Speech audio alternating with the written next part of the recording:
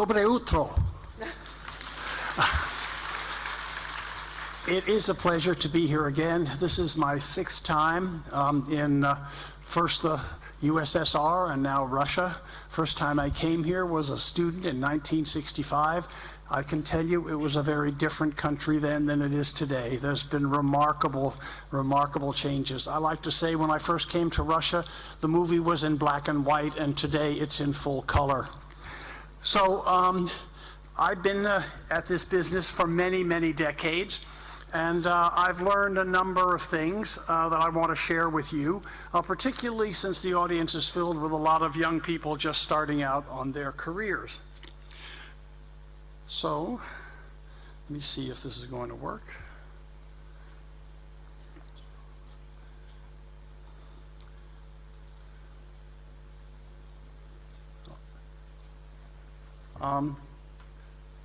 The slides are not working.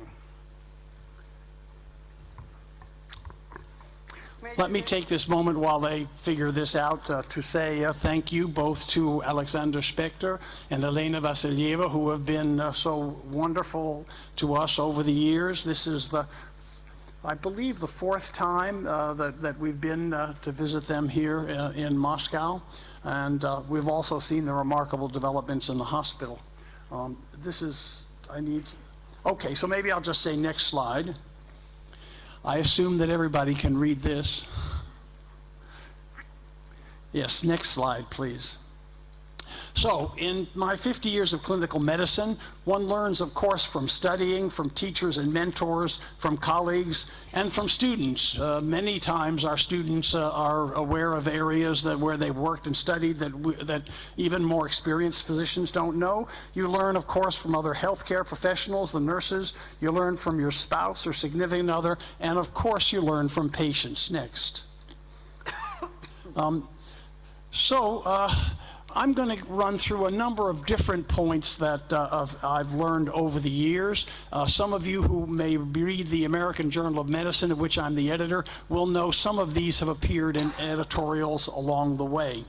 Judah Folkman, who died much too young in 2008, was on a short list to win the Nobel Prize.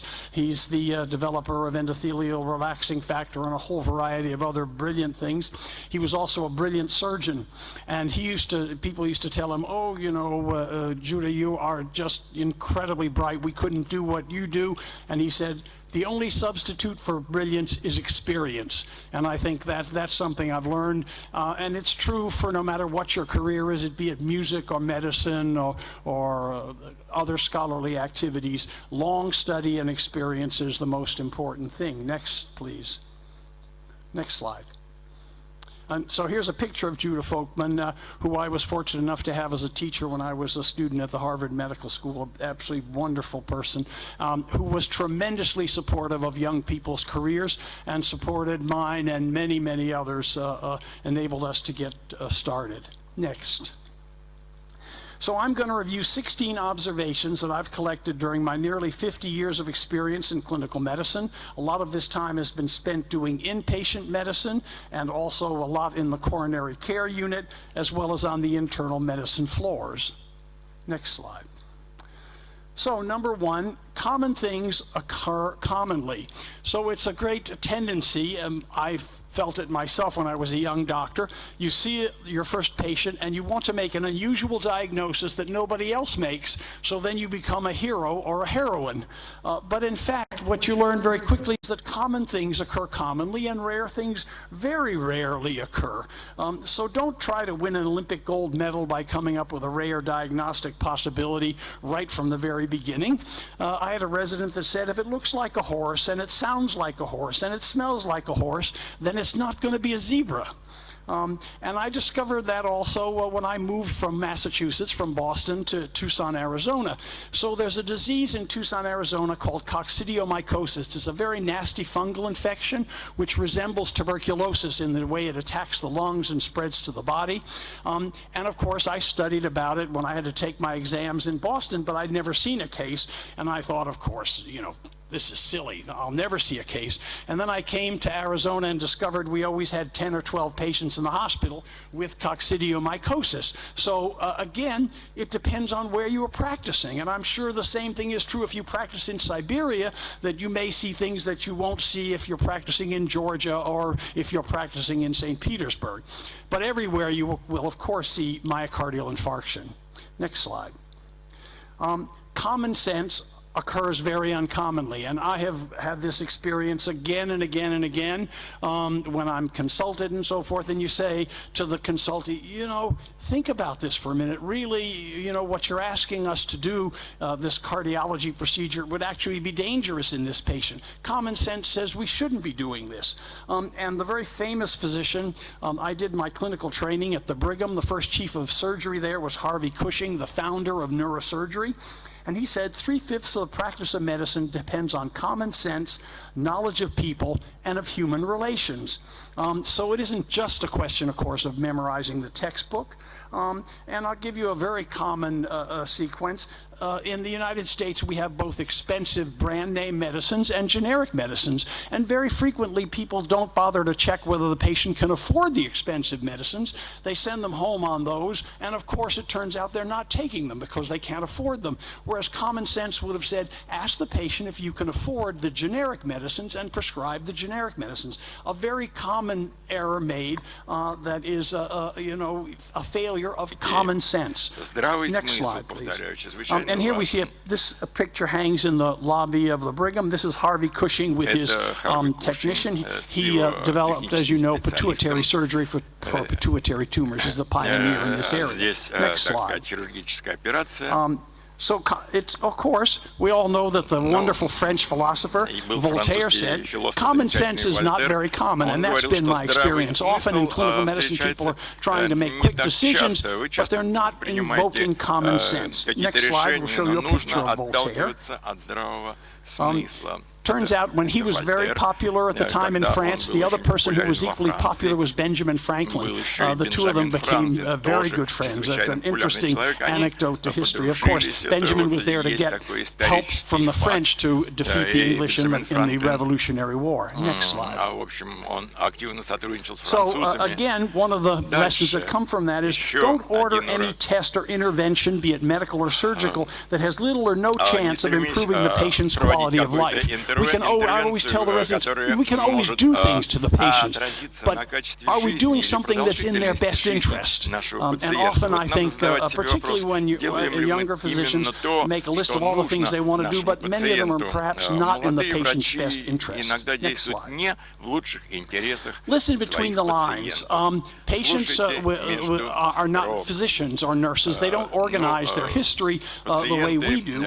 And so sometimes it's important to hear what the underlying message is and not just what they're telling you. And particularly, I've had this experience many times as they're about to leave. They say, oh, by the way, doctor, this lump in my breast, that doesn't mean anything, does it?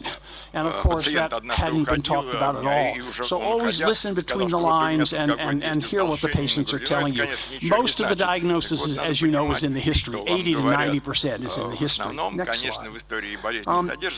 So in the U.S., we have a major shortage of primary care doctors, and many of them have very, very little time to see patients, and so the patients get about 7 minutes per visit. That is, in my opinion, that's not going to work. 7 minutes is what it takes to get yourself introduced to the patient and understand, you know, sort of generally what's going on before you really can dig into the meat of the history. 7 minutes, a 7-minute history, I think, gives you a chance to hurt the patient. Next slide. You have to listen patiently. Sometimes I said the patients don't organize things exactly the way we do, but again, listen between the lines and listen to what they're trying to tell you. And then, of course, we interpret from what they say. Next slide. So practicing good medicine, of course, it's a combination of hard work, kindness, and honesty. Hard work, I don't have to tell anybody in this room about hard work, of course. Kindness is related to empathy. That is, you understand where the patient is coming from, and you're in an attempt to try and assist this person who's in pain or discomfort or fear. James Dolan, who's been my mentor for many years, from Harvard all the way to the University of Arizona, used to tell me, he said, you won't hear people tell you this very often, but don't be afraid to admit that there's something you don't know. There's no way you can know everything, and it's important to say you don't know something, and let's find out about it. Next. Picture of James Dolan, one of my many mentors. Next slide. So again, there's a follow-up to that. No individual has a monopoly on truth. Every time I make rounds with the house staff and the students, I learn something. And frequently the new information comes from the intern, who's particularly interested in an area that I'm not, as knowledgeable in. Sometimes the medical students have been doing research in an area that's completely different. And of course the patients tell you all kinds of things that are useful. So you're going to learn from a whole spectrum of people. Don't feel the only person you're going to learn from is the professor. Next slide. And of course, never worry alone. When there's a difficult or challenging problem, it always helps to talk to a colleague and sort of run through it. And sometimes just hearing yourself talk about it helps you to the solution. Next slide. And of course, when there's difficult times, as Winston Churchill said in the middle of the Second World War, when London was being bombed every night, I was quoting this earlier, I'll try my Winston Churchill imitation, just, when you're going through hell, keep going. And there will be bad days, and the important thing is just to keep going. Just put one foot in front of the other. Next slide. Or maybe I can do it now. Let's see if it's going to work. Yes, great.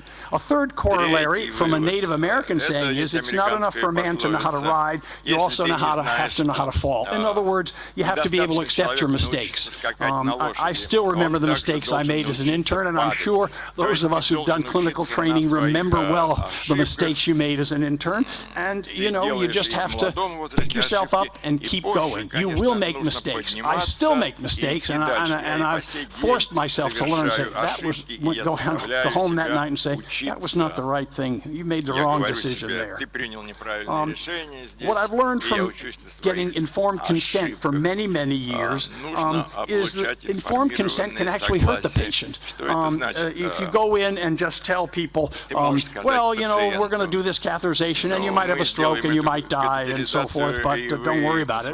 Obviously, that increases the anxiety of the patient and the likelihood that there will be a terrible complication.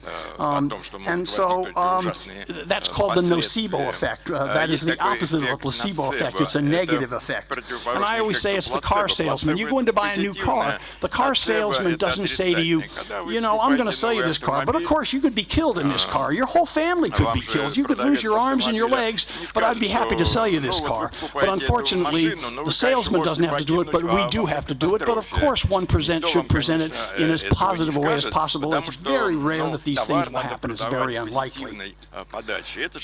Of course, heal thyself. We've heard everybody today wish us good health, and I think that is absolutely the most important thing in the world. You could be a billionaire and have bad health, and your life is going to be a misery despite all of your money.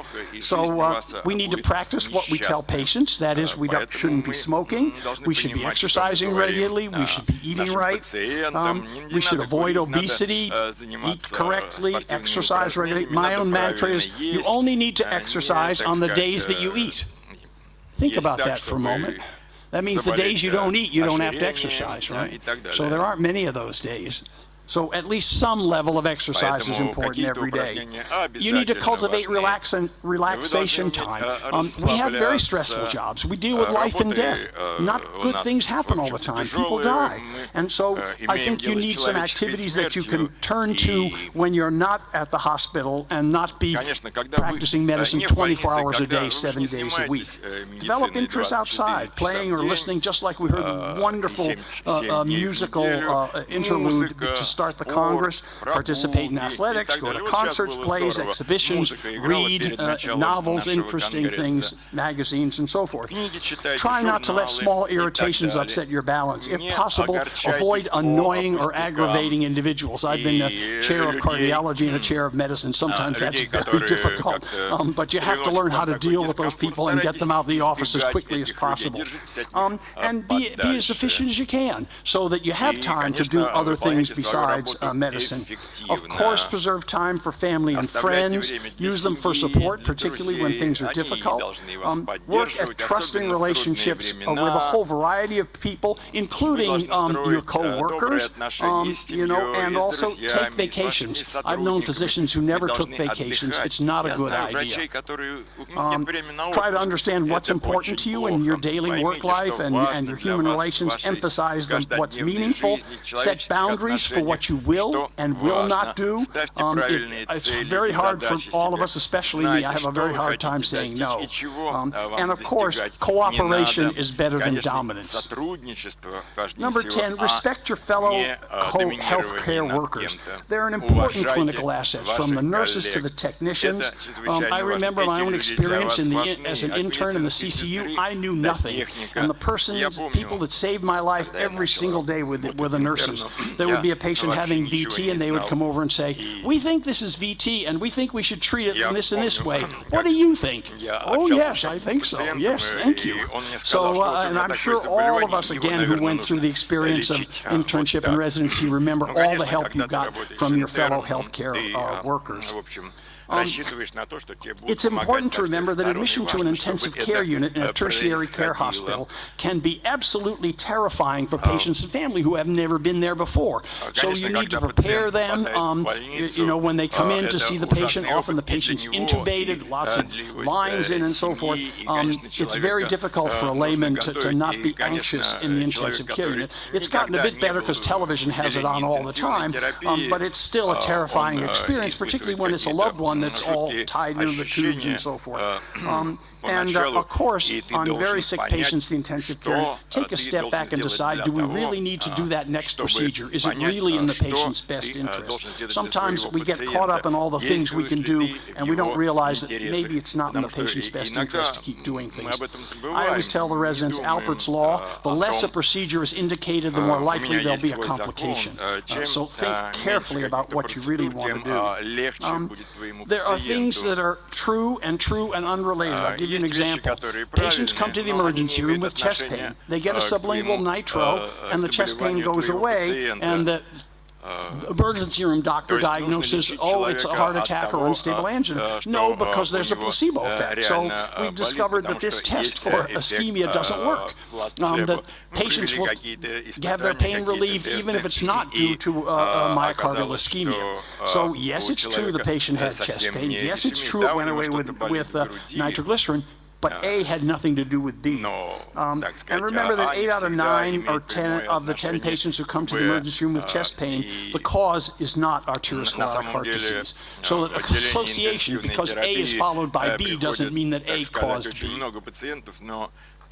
The enemy of good is perfect. I think sometimes we want to get the patient absolutely perfect. And so, for example, in heart failure, we want to diurese the patient, give them enough diuretics so there's absolutely no edema left. The problem is sometimes that results in renal insufficiency or hypotension. So a little bit of edema, if the patient is good, that's good enough. Sometimes making it perfect puts you in an area where you start to get complications.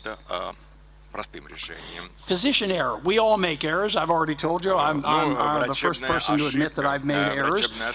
But the errors is often overconfidence. So in the United States, physicians who are private pilots have more crashes than any other group because they're overconfident. Oh, I'm sure the airplane will be okay. Oh, this doesn't mean anything. I think it'll work out okay. The body is forgiving, but the airplane is not forgiving. And we actually published a supplement on this where it was investigated by a number of educational and psychological PhDs, and they found that overconfidence was the commonest cause of error. And again, it had to do with piloting as well. Don't hesitate to say thank you. My mother always taught me, Joseph, it costs you nothing to say thank you. So, спасибо. I can tell you, I'll give you an example. Another one of my mentors early in my career was Eugene Brownwall. Here's Eugene Brownwall, probably the most famous and most important cardiologist of the 20th century, whose textbook is still the Bible of cardiology. And Gene was chief of medicine when I was a young faculty member at the Brigham. And each time I gave a grand rounds or I did something, I would get a little handwritten, a little note, a little typed note, hand signed by Gene saying, "Hey, Joe, that was a good job and nice going." And I can tell you, when you start your career and you get one of these, your feet don't touch the ground for another week. It makes a big difference when you say thank you to people, particularly the people who work for you.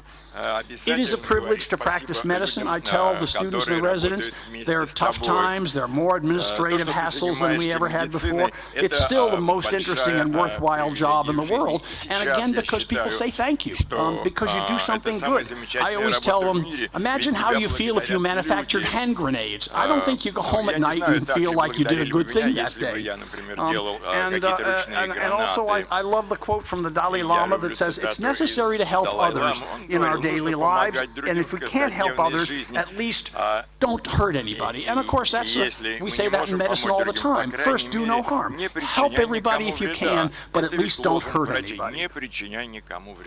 So that's a quick run through all these things. I hope that the young people will take it to heart, and I look forward to talking more with you during all the intermissions. Thank you very much. Thank you so much for such nice presentation.